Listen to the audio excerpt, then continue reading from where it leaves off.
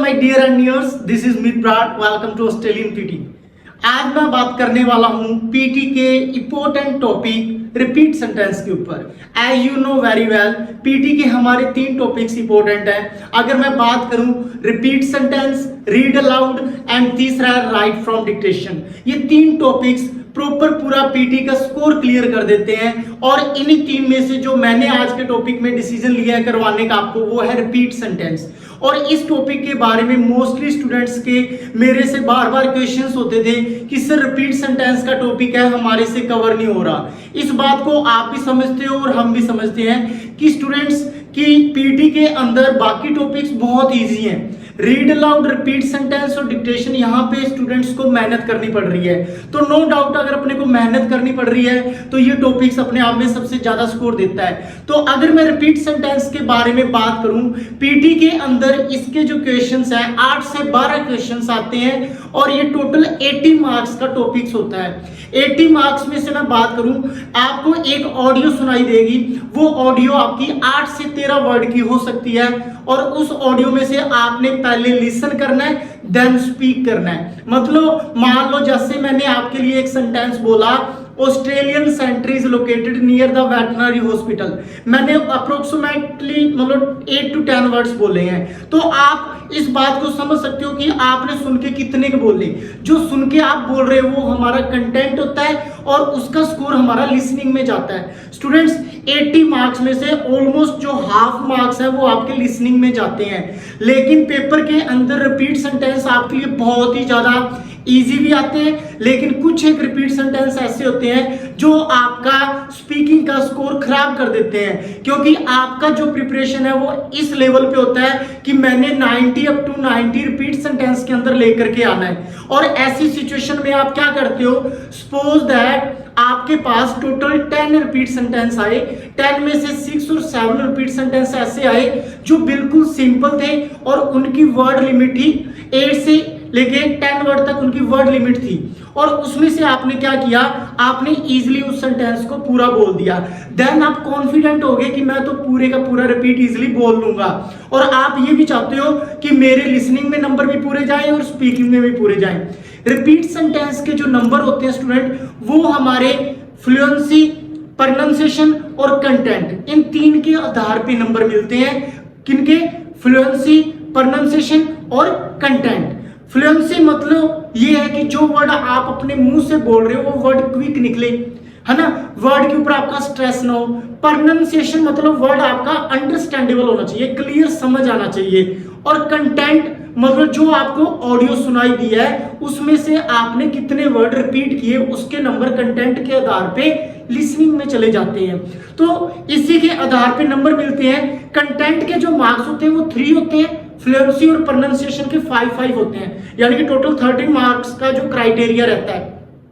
अब अपन गलती क्या करते हैं, हमारी गलती यही होती है कि जो 8 to 10 वर्ड्स वाले 5 या 6 सेंटेंस है वो कंप्लीट बोल देते हैं। इससे हमारा प्रोनाउंसिएशन का स्कोर भी कंप्लीट मिल जाता है, फ्लुएंसी का भी कंप्लीट मिल जाता है और कंटेंट का भी। लेकिन 3 या 4 रिपीट सेंटेंस माय डियर्स ऐसे आते हैं जो पूरे का पूरा आपका स्कोर जो 90 वाला होता है उसे 50-60 पे मतलब ले जाकर के छोड़ देते हैं। उसका रीजन क्या होता है, 50-60 पे क्यों छोड़ते हैं? क्योंकि आप ये सोचते हो कि मैं भी इस सेंटेंस को कंप्लीट बोलूं, और वो वर्ड जो होते हैं वो 13-14 इतना सा वर्ड का जो सेंटेंस आता है, और आप जैसे कि 8 से 10 वाला कंप्लीट बोल रहे थे उसी प्रकार उसे भी कंप्लीट बोलने की कोशिश करते हो। तो आप क्या करते हो, ऐसी सिचुएशन में आपके मुंह से 2-3 वर्ड ही बड़ी मुश्किल से निकलते हैं और आप स्टक हो जाते हो। जहां पे आपका रिपीट सेंटेंस का स्कोर स्पीकिंग को पूरे का पूरा मिलने वाला था, वो स्कोर आपका 100 में से 50-60 पे आ जाता है। लेकिन आपने ऐसी गलती नहीं करनी। आपको अगर कोई 3-4 रिपीट सेंटेंस बड़े आ जाते हैं, उसमें आपने क्या करना है, आपने 6 या 7 वर्ड्स बोलने हैं, लेकिन कॉन्फिडेंस के साथ बोलने हैं। वो 6 और 7 वर्ड्स कॉन्फिडेंस के साथ होने चाहिए। ऐसा नहीं है कि मैं स्टक हो गया फिर बोल गया। अगर आप स्टक हो गए तो आपकी फ्लुएंसी डाउन जाएगी, फ्लुएंसी का स्कोर घटेगा। अगर आप किसी वर्ड पे स्ट्रेस दोगे तो भी आपका प्रोनाउंसिएशन और फ्लुएंसी दोनों में इफेक्ट पड़ेगा। इससे अच्छा क्यों ना मैं जो 13 वर्ड वाला सेंटेंस है उसके 6-7 वर्ड भी एक बार में क्विक तरीके से और एक लय में बोलूं, ताकि मेरा स्कोर प्रत्येक तरीके से कंप्लीट हो। लेकिन आप क्या करते हो, कंटेंट के 3 नंबर लेने के चक्कर में। मैं आपको बता दूं नंबर कैसे मिलते हैं रिपीट सेंटेंस के। जैसे कि स्टूडेंट रिपीट सेंटेंस आ गया, सपोज दैट आपके पास 13 वर्ड का, उसमें आपने क्या किया, अगर तो 13 में से आपने वर्ड बोले 3 या 4, देन तो आपको रिपीट सेंटेंस में कंटेंट का नंबर मिलेगा 1। अगर आपने वर्ड बोल दिए 6 या 7, देन आपको कंटेंट के नंबर मिलेंगे 2। कितने वर्ड में से, 13 में से अगर आपने 6 7 बोल दी तो कंटेंट के नंबर मिलेंगे 2। अगर आपने 13 या 12 वर्ड बोल दिए, मतलब 13 वर्ड का सेंटेंस है, 12 या 13 वर्ड बोल दिए, देन तो कंटेंट के नंबर कंप्लीट है। लेकिन हम क्या करते हैं, हम 7 वर्ड की बजाय कंप्लीट बोलने की ट्राई करते हैं। जब हम कंप्लीट बोलने की ट्राई करते हैं तो 7 की जगह पे हमारे वर्ड 11 तक चले जाते हैं। लेकिन 11 तक जब तक हम जाते हैं ना तो 2-3 जगह पे अपने रुक जाते हैं। ऐसे में स्टक होने से हमारा फ्लुएंसी और प्रोनाउंसिएशन दोनों का स्कोर चला जाता है। मैं तो मेरी शार्प स्टडी यही करूंगा और आपको भी यही सजेस्ट करवाऊंगा कि ऐसी कंडीशन में 13 वर्ड वाले में हमने सिर्फ 6 और 7 वर्ड ही बोलने, इससे ज्यादा हमने नहीं बोलना। और जो 8-10 वर्ड वाला सेंटेंस है जिसमें 8 या 10 वर्ड है, उसको ट्राई कर सकते हो आप कंप्लीट बोलने की, जिसके आधार पे आपके स्पीकिंग में 90 में से 90 कोई रोक ही नहीं सकता। ये ट्रिक आप अपनाएं और आपके नंबर नो डाउट आने वाले हैं। लेकिन जो रिपीट सेंटेंस को बोलने का वे है वो मैं अभी आपके सामने क्लियर करने वाला हूं। आपको पता चल जाएगा कि रिपीट सेंटेंस हमने बोलना कैसे है। सपोज दैट मैंने रिपीट सेंटेंस में आपके सामने ट्राई कर रहा हूं अभी बोलने की। जैसे रिपीट सेंटेंस है, wait students,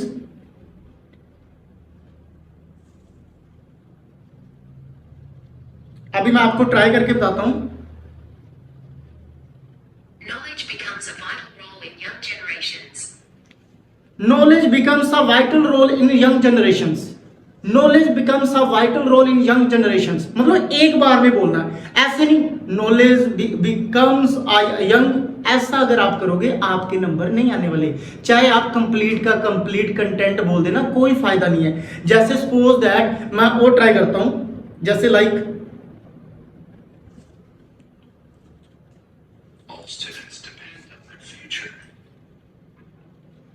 All students depend on their future. अब देखो मैंने कैसे बोला, छोटा सा सेंटेंस था, आपको भी पता है सेंटेंस छोटा सा है, इस वजह से मैंने कंप्लीट बोल दिया क्योंकि इसमें बोलने में कोई स्टक होने का कोई वे ही नहीं था। लेकिन जो सेंटेंस, अगर मान लो सपोज दैट, एक सेंटेंस और करके दिखाता हूं आपको practically. Students must attend the safety course before entering the engineering workshop. Students must attend the safety course before entering the engineering workshop. अब देखो स्टूडेंट्स, अगर अपने बात करें, अब ये जो सेंटेंस था students must attend the safety course before entering the engineering workshop, इसमें जो वर्ड है मान के चलो 3 to 5 to 7, 7 to 9, 11 वर्ड है।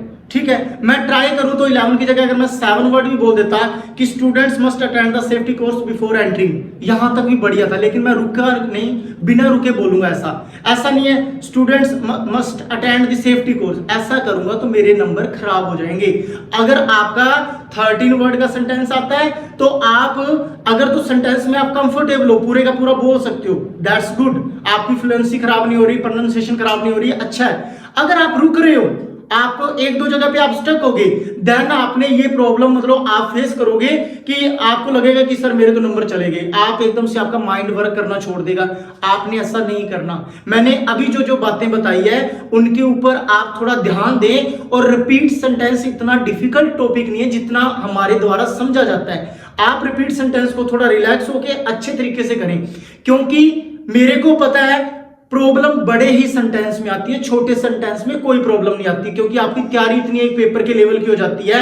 8-10 वर्ड वाला सेंटेंस तो आप कुछ समझते ही नहीं। प्रॉब्लम जब 13-14 वर्ड्स क्या होता है ना, तब आती है। लेकिन 13-14 वर्ड्स में मैंने आपको एक बात बताई है, वो क्या है, 6-7 वर्ड विदाउट स्टॉपिंग, एक ही बार में। जैसे मैंने बोला students must attend the safety course before entering the workshop, students must attend the safety course, students must attend the safety course, मतलब बिना स्टक हुए क्लियर? तो ये तो हमारा रिपीट सेंटेंस के बारे में मैंने आपको बताया और मैं उम्मीद करता हूं कि ये आपको अच्छे से समझ भी आया होगा। अगर आपको ये वीडियो अच्छा लगा तो don't forget to hit the subscribe button as well as press the bell icon. Thank you.